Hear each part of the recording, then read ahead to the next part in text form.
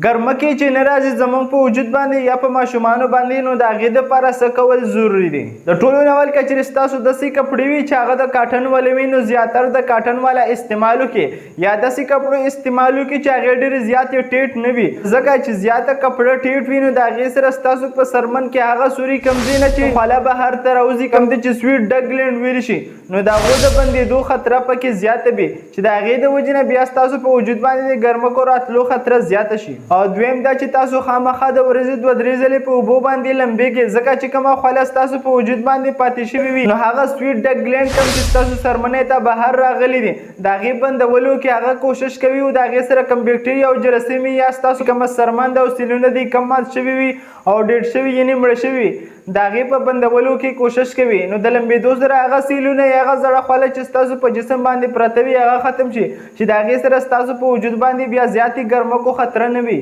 او دریم دا چې تاسو ډېر زیات فزیکل اکټیویټي یعنې کارونه مه کوئ، ځکه چې د هغې سره ستاسو د وجود نه ډېره زیاته خوله ځي او د هغې سره ستاسو چې کوم سویټ ډک ګلینډ ورته ویلی شي کومه لار ده چې هغه باندې خوله بهر ته راوځي د هغه د بندېدو خطره کېږي چې د هغې د وجې نه د انسان په جسم باندې د ګرمکو خطره وي. د ماشومانو په جسم باندې ګرمکې ډېرې زیاتې کېږي وجې د دې نه چې هغه ډېر زیاتې لوبې کوي او هغو ته د ګرمۍ احساس نه کېږي چې د هغې د وجې د هغوی په سرمن کې چې کوم سویټ ډک ګلینډ ورته ویلی شي هغه بند شي چې د هغې د وجې د هغوی په سرمن باندې بیا ګرمکې راشي چې دې ته په میډیکل کې پریکلی هیټډ ریشز ویلی شي. نو دا ګرمکې د انسان په جسم باندې څنګه جوړېږي په دې باندې الریډي ویډیو جوړه شوې ده نو تاسو په ډي آر مستقیم دې اکاونټ کې هغه ویډیو کتلی شي او که چېرې دا ویډیو انفارمیټیو د خپل فرینډ سره شیر کولی شي نو دغه شان میډیکل انفارمیشن دپاره زموږ سره اوسئ. شکریه.